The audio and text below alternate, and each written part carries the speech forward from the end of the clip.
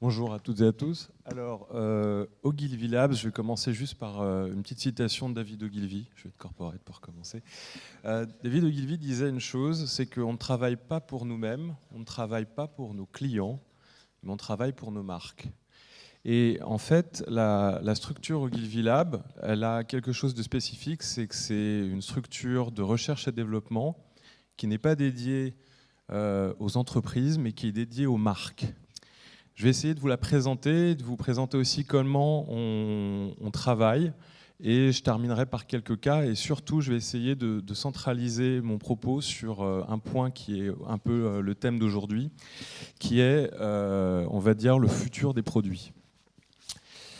Je vais dire en gros les choses. Il y a trois grands moments peut-être dans l'histoire des marques, d'un point de vue, on va dire, publicitaire, qui est qu'il y a longtemps, les marques, elles avaient un discours qu'elles adressaient qui était un peu un discours unilatéral qu'on connaissait tous par le biais de la télévision, de la radio, etc.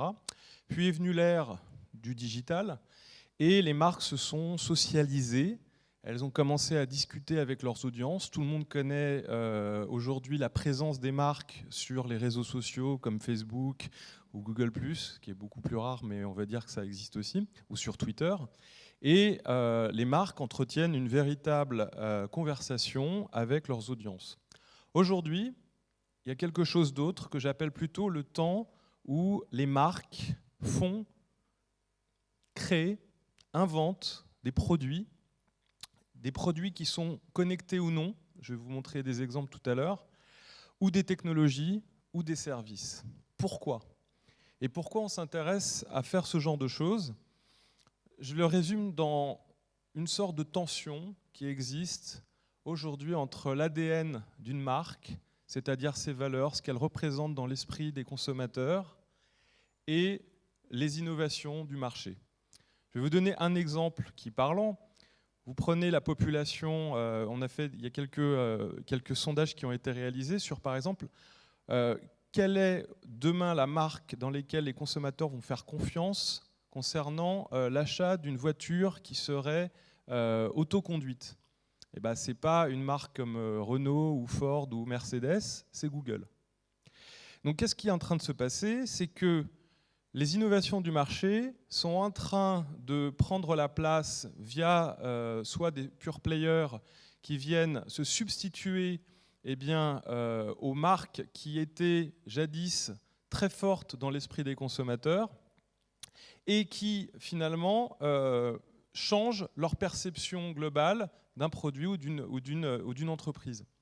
Donc il y a une véritable tension et il y a à ça une véritable réflexion à mener sur comment se réapproprier finalement ou tirer parti de toutes ces innovations des marchés et les redonner aux marques, mais d'une façon, on va dire, créative.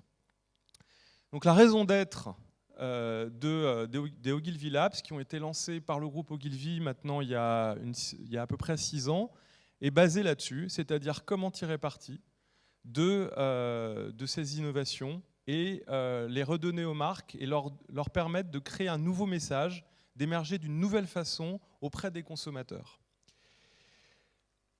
Comment nous avons mis ça en place ? C'est quelque chose aujourd'hui qui a un vrai réseau qui s'est constitué au sein du groupe Ogilvy.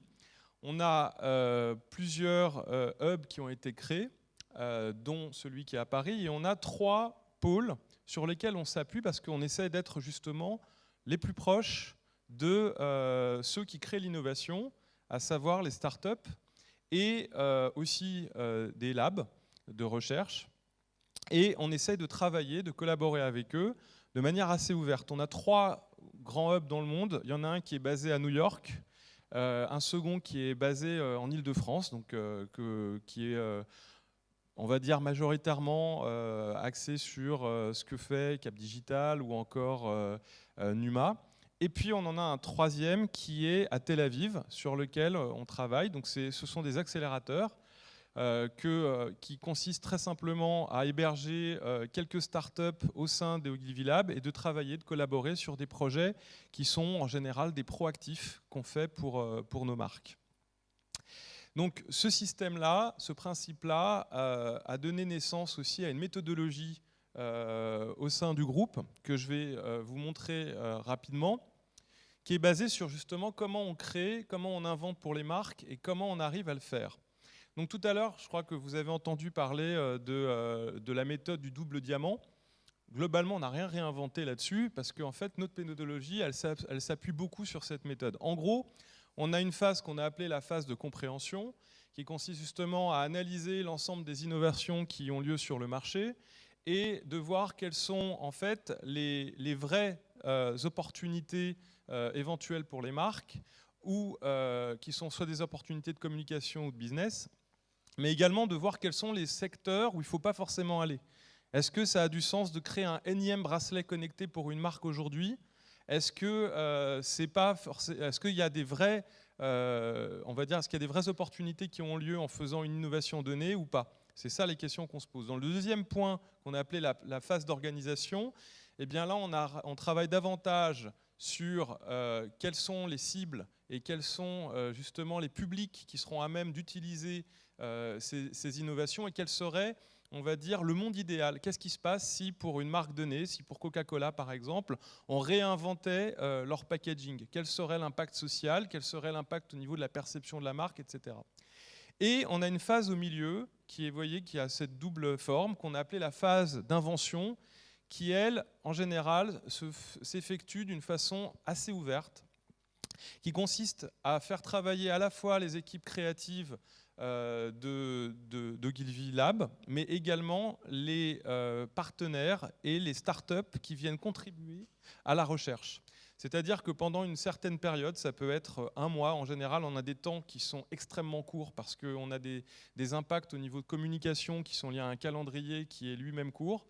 Donc pendant cette phase-là, en fait, on fait de la recherche, soit avec nos startups qu'on a directement ciblées, soit on vient puiser sur les travaux antérieurs qu'on a faits, et on arrive donc justement à multiplier le nombre d'idées, le nombre de propositions qu'on va analyser, donc de propositions de valeur pour la marque. Et ensuite, on passe dans une phase donc, de prototypage qui aura déjà, on aura déjà égrené et on aura déjà, on va dire, choisi certaines idées qu'on voudra prototyper. Et à partir de là, on arrive tout simplement à imaginer à la fois les premières versions d'un produit ou d'un service, son premier business model, et on le met ensuite en test auprès des consommateurs et on en tire parti, soit pour réitérer, soit pour industrialiser. Donc, je vais passer, ça, juste une dernière chose au niveau des équipes qui travaillent. Aujourd'hui, c'est vraiment quelque chose d'important parce que les marques n'ont pas forcément conscience de ça, et je pense que même le grand public n'a pas la conscience de ça. C'est qu'au sein d'Ogilvy Lab, on n'a pas que des teams habituels qui travaillent en agence, c'est-à-dire des directeurs artistiques et des concepteurs-rédacteurs. On a aujourd'hui des designers industriels, on a des UX designers, donc des gens qui travaillent l'interface, l'ergonomie, etc. On a aussi des data scientists, donc des gens qui travaillent sur la big data, sur comment explorer les données pour apporter du sens sur les produits qu'on invente, etc. Donc je vais vous montrer quelques démos de ce que nous faisons. Je vais commencer par un projet qui est intéressant parce qu'il a fait collaborer, donc c'est une collaboration avec 2 startups françaises, plus une marque qui est Babola, et on a lancé récemment la première raquette connectée du marché. Alors, raquette connectée, il y a quelque chose de très important, c'est que c'est un véritable point pour les joueurs de tennis qui ne savent pas, en fait, qui n'ont pas, on va dire, de grandes connaissances sur l'objectivation de ce qu'ils sont en train de faire, s'ils font des coups droits, des revers, etc. Donc on apporte une solution sur comment comprendre le tennis aujourd'hui et comment l'objectiver. Alors juste avant, pardon, excusez-moi, juste avant, je vais vous présenter un autre projet, excusez-moi. C'est un projet qu'on avait fait sur Dove, qui était un vieux projet qu'on a fait il y a 3 ans, qui est le premier peigne connecté, qui était en fait un peigne qui était basé tout simplement, alors ça c'est une start-up israélienne qui avait travaillé avec nous sur l'analyse du cheveu et qui avait en fait, on avait observé qu'il était possible distinguer un cheveu sec d'un cheveu, abîmé d'un cheveu normal, et donc de faire de la recommandation de shampoing grâce à un peigne connecté. Donc ça, c'est une opération qu'on a fait au UK.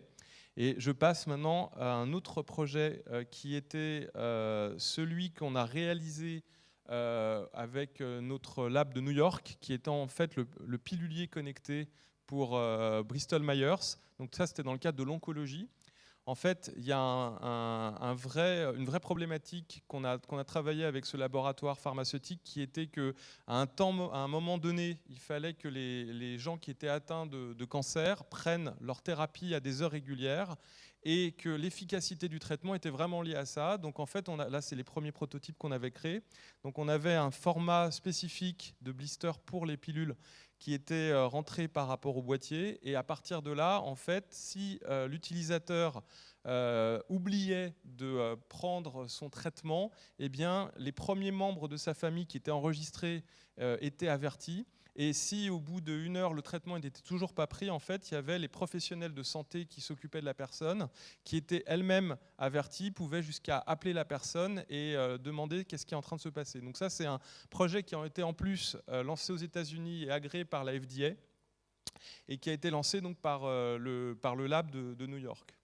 Donc ça, c'est la version finale, le prototype final. On a fait beaucoup de prototypage, beaucoup de tests, beaucoup d'ethnographie auprès des patients.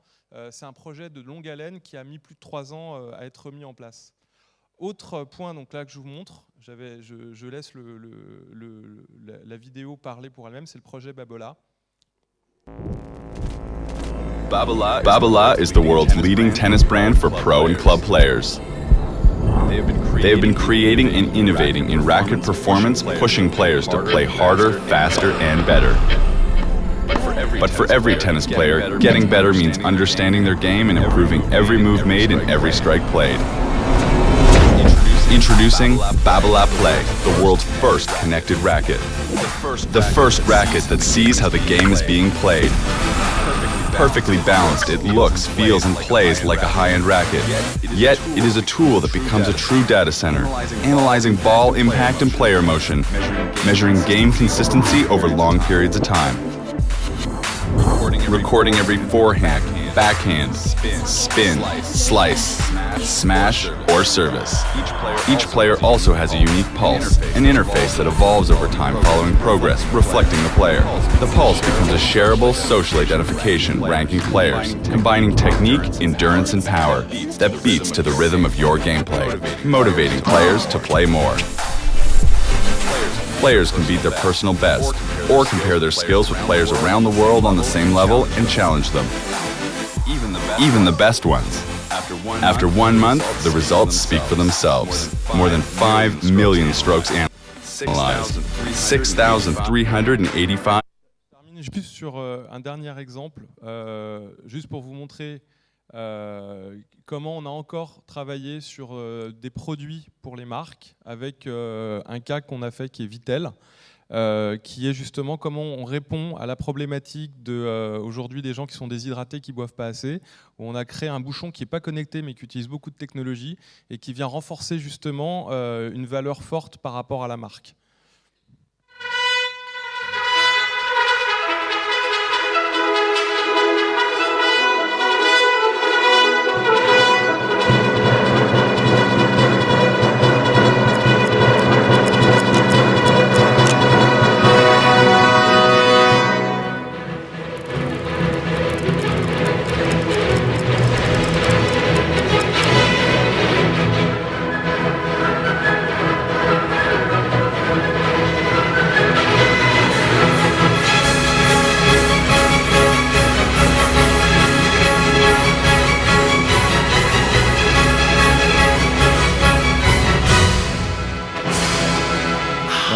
Donc ça, c'est un dernier exemple, juste pour vous dire qu'un des indicateurs de performance qu'a le lab aujourd'hui, c'est de déposer régulièrement avec nos marques des brevets.